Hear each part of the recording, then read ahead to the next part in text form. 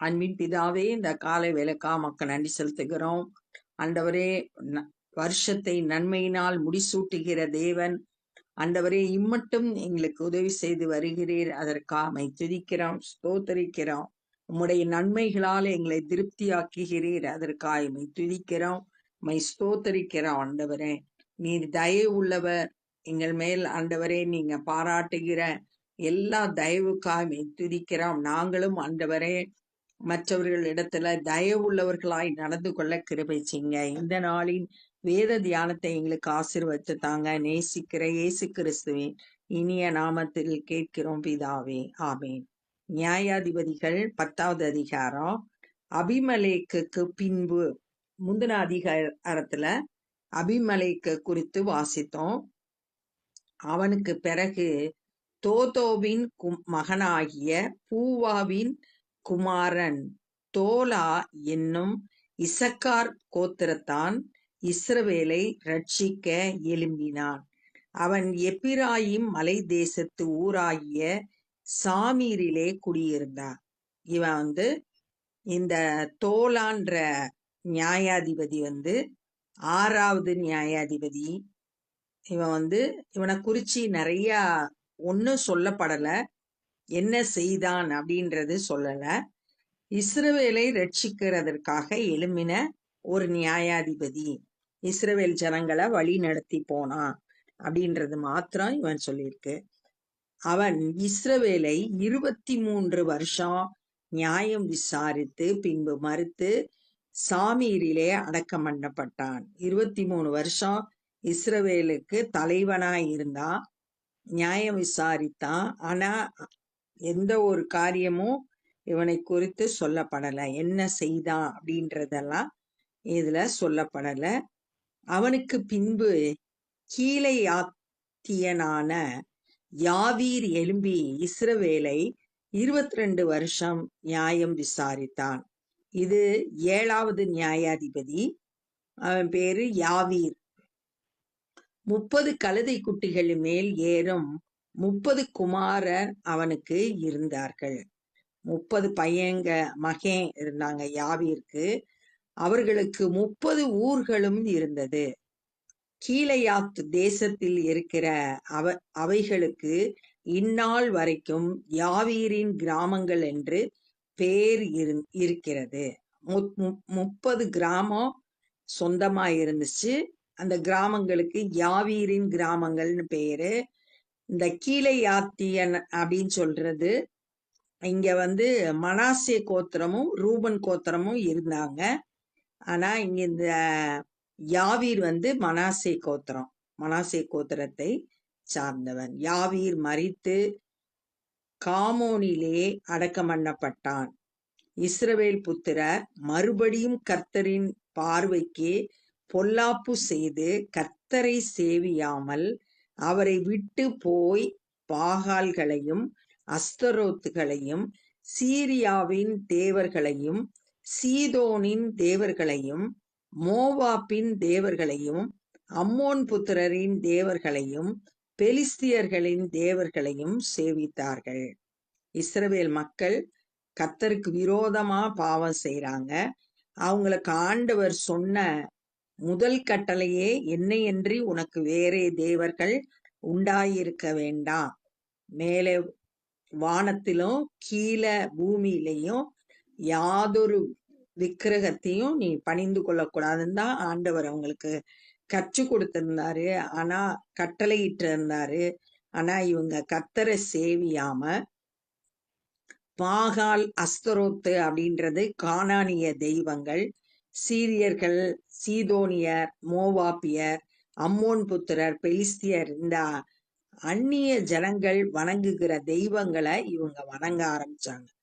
ஆண்டவர் இவங்களுக்கு சொன்னது, கானானியரை அந்த தேசத்து ஜனங்களை முழுவதுமா துரத்தி இவங்களை குடியிருக்க சொன்னாங்க. ஆனா இவங்க கானானியரை முழுவதுமா துரத்தாதனால, அவங்களோடு சேர்ந்து கலந்து குடியிருந்ததுனால அவங்க தெய்வங்களை வழிபட ஆரம்பிச்சாங்க. கர்த்தரை விட்டுட்டாங்க, அந்நிய தெய்வங்களை சேவிக்கிறவங்களா இருந்தாங்க.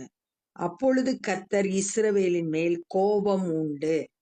அவர்களை பெலிஸ்தியர் கையிலும் அம்மோன் புத்திரர் கையிலும் விற்று போட்டார். ஆண்டவருக்கு கோபத்தை ஏற்படுத்தினாங்க. கர்த்தரை விட்டுட்டு அந்நிய தெய்வங்களை வழிபட்டதுனால இப்ப ஆண்டவர் அவங்கள அடிமைகளா விற்று போட்டார். பெலிஸ்தியர் கையிலையும் அம்மோன் புத்திரர் கையிலையும். அவர்கள் அந்த வருஷம் முதற்கொண்டு 18 வருஷமாய் யோர்தானுக்கு அப்பாலே கீலேயாத்தில் உள்ள எமோரியரின் தேசத்தில் இருக்கிற இஸ்ரவேல் புத்திரர் எல்லாரும் நெருக்கி ஒடுக்கினார்கள். 18 வருஷமா அடிமைகளா அதிக கஷ்டங்களை அனுபவித்து வந்தாங்க. அம்மோன் புத்திரர் யூதாவின் மேலும் பென்யமீன் மேலும் எப்பிராயிம் குடும்பத்தார் மேலும் யுத்தம் பண்ண யோர்தானை கடந்து வந்தார்கள். இஸ்ரவேலர் மிகவும் நெருக்கப்பட்டார்கள். இப்ப யுத்தத்துக்கு வந்துட்டாங்க. அம்மோன் புத்திரர் ரொம்ப கஷ்டப்பட்டாங்க இஸ்ரவேல் மக்கள்.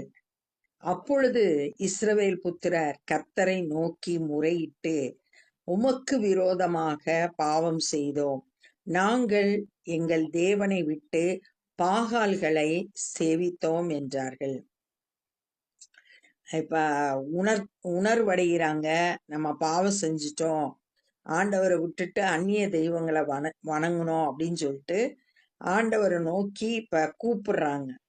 உதவி தேவை அப்படின்னு ஏற்பட்ட உடனே உணர்வடைந்து தங்களுடைய பாவம் செஞ்சிட்டோன்றத அறிக்கை செஞ்சு பாகால சேவித்துட்டோம் அப்படின்னு சொன்னாங்க. கர்த்தர் இஸ்ரவேல் புத்திரரை நோக்கி, இவங்க ஆண்டவரை நோக்கி கூப்பிட்ட உடனே ஆண்டவர் பதில் கொடுக்கிறாரு. எகிப்தியர், எமோரியர், அம்மோன் புத்திரர், பெலிஸ்தியர், சீதோனியர், அமலேக்கியர், மாகோனியரும் உங்களை ஒடுக்கும் சமயங்களில் நீங்கள் என்னை நோக்கி முறையிடுகிற போது நான் உங்களை அவர்கள் கைக்கு நீங்களாக்கி ரட்சிக்கவில்லையா? ஒரு 7 ஜாதிய சொல்லிருக்கு. இவங்கிட்ட எல்லாம் நீங்க அடிமைகளா இருந்து ஒடுக்கப்பட்ட போது என்னை நோக்கி கூப்பிட்ட போது நான் உங்களுக்கு ரட்சிப்பை கொடுத்தேன். ஏற்கனவே ஆண்டவர் அவங்கள விடுதலை ஆக்கி இருக்கிறாரு. அதெல்லாம் இப்ப சொல்றாரு. அப்படி இருந்தும் நீங்கள் என்னை விட்டு அந்நிய தேவர்களை சேவித்தீர்கள். ஆகையால் இனி உங்களை ரட்சியேன். இனிமேல் நான் உங்களை ரட்சிக்க மாட்டேன், அடிமைத்தனத்திலிருந்து விடுதலை ஆக்க மாட்டேன் அப்படின்னு கர்த்தர் அவங்க கூட பேசுறார். நீங்கள் போய் உங்களுக்காக தெரிந்து கொண்ட தேவர்களை நோக்கி முறையிடுங்கள். நீங்க தான் தெரிந்தெடுத்தீங்களே அந்நிய தெய்வங்களை, அவங்கட போய் கேளுங்க.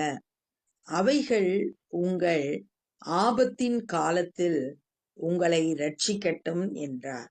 இந்த ஆபத்தான நேரத்துல நீ அவங்கள நோக்கி கூப்பிடு, அது உங்களை ரட்சிக்கட்டும்.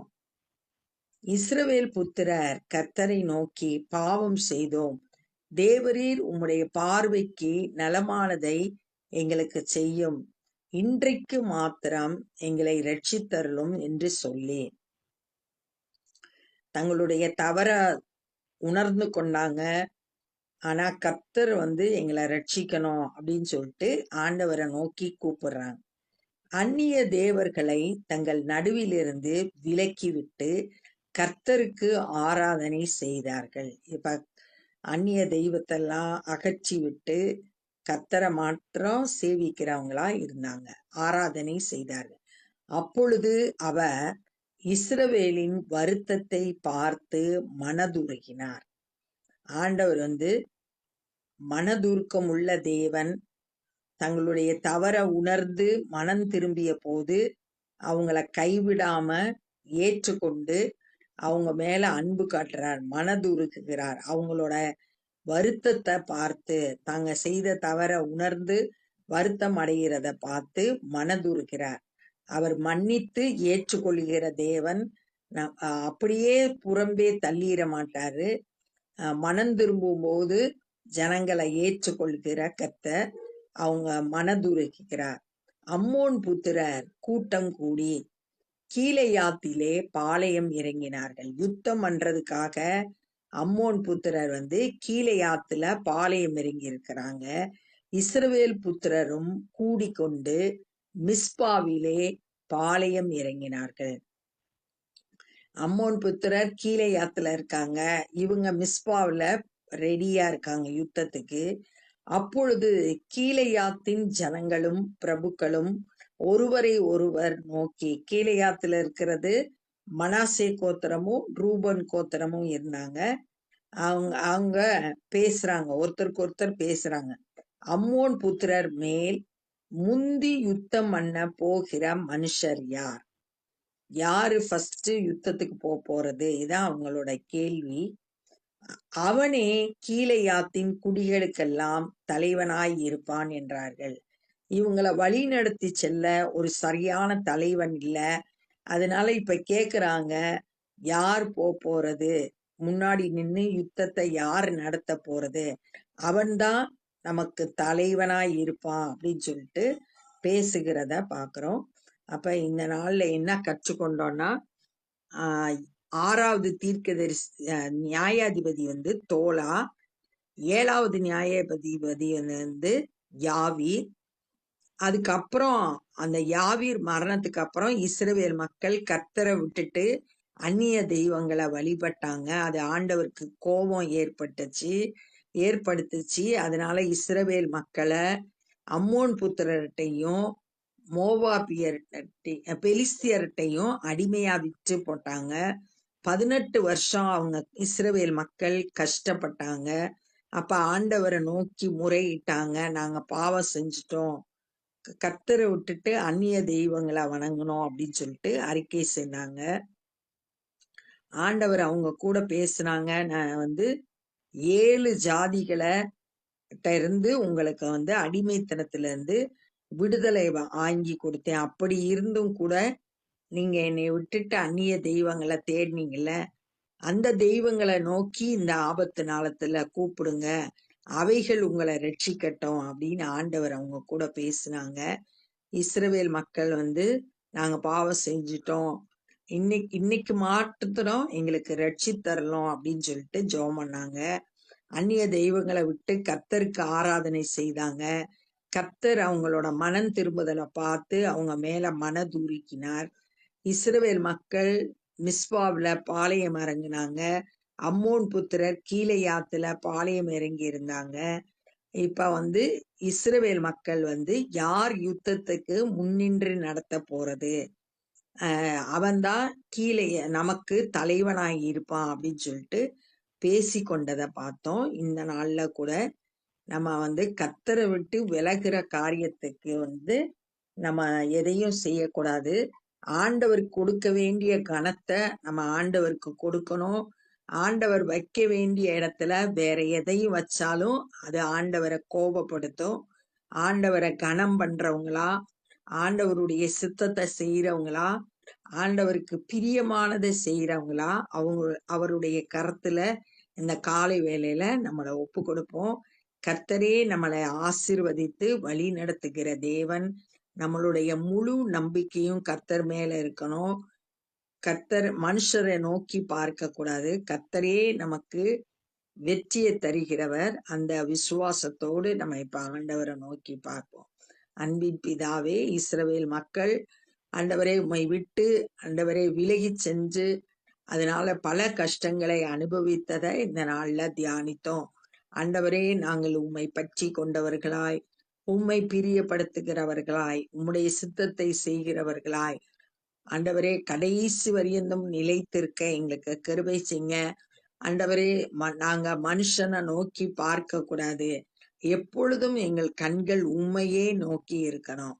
ஆண்டவரே ஸ்தோத்திரம் கர்த்தாவே, எங்க ஒவ்வொருவரையும் ஆசீர்வதிங்க, பலப்படுத்துங்க, கஷ்டங்களை மாற்றி ஆண்டவரே சந்தோஷமாக்குங்க. இந்த நாள்ல சுவிசேஷ பணி செய்கிற ஒவ்வொருவரையும் பயன்படுத்துங்க. அநேகர் உம்முடைய சத்தியத்தை அறிந்து இந்த நாள்ல ஆண்டவரே உம்முடைய சித்தத்தை செய்ய தங்களை அர்ப்பணிக்க கிருபை செய்யுங்க. நாங்களும் உம்முடைய ராஜ்ய பணியிலே எங்களால் இயன்றதை செய்ய எங்களை அர்ப்பணிக்கிறோம். நேசிக்கிற இயேசு கிறிஸ்துவின் இனிய நாமத்தில் கேட்கிறோம் பிதாவே, ஆமென். என் ஆத்துமாவே கர்த்தரை ஸ்தோத்திரி, என் முழு உலமே பரிசுத்த நாமத்தை ஸ்தோத்திரி. என் ஆத்துமாவே கர்த்தரை ஸ்தோத்திரி, கர்த்தர் செய்த சகல உபகாரங்களை மறவாதே. ஆமென். God bless you.